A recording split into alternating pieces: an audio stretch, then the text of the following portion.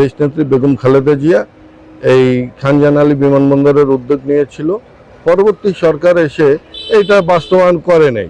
বাংলাদেশের অর্থনীতি পিছিয়ে আছে, এই এয়ারপোর্টটা যদি নির্মিত হয় তা আমাদের অর্থনীতি অনেক অনেক দূরে এগিয়ে যাব। আমাদের এখানে জাহাজ বাড়বে এবং যারা বিনিয়োগকারী তারা তাড়াতাড়ি আসতে পারবে।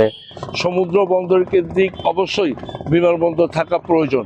বর্তমান সরকার নতুন করে যে উদ্যোগ নিছে যে মোংলা বন্দরে এয়ারপোর্ট চালু করবে, যা অত্যন্ত প্রশংসনীয় হবে। খুব অল্প সময়ের ভিতরে আমরা আশা করি যে এটা নিয়ে কাজ করতে পারবো। পাশাপাশি যদি ওনাদের পছন্দ না হয় আমরা অন্য ইনভেস্টর নিয়েও চিন্তা করবো যে না, কত দ্রুত আমরা এটা করতে পারি। সুতরাং আমরা চাইবো যা এই সরকারের আমলে এই এয়ারপোর্টটাকে চালু করার জন্য।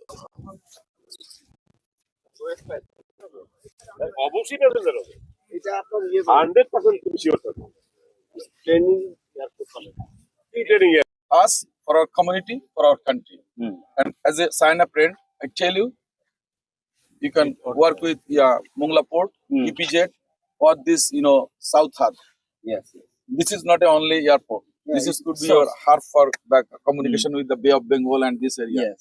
This is also very important part. Yes. This India wanted to invest here. We already withdraw their investment. So now it's a time to. Yes.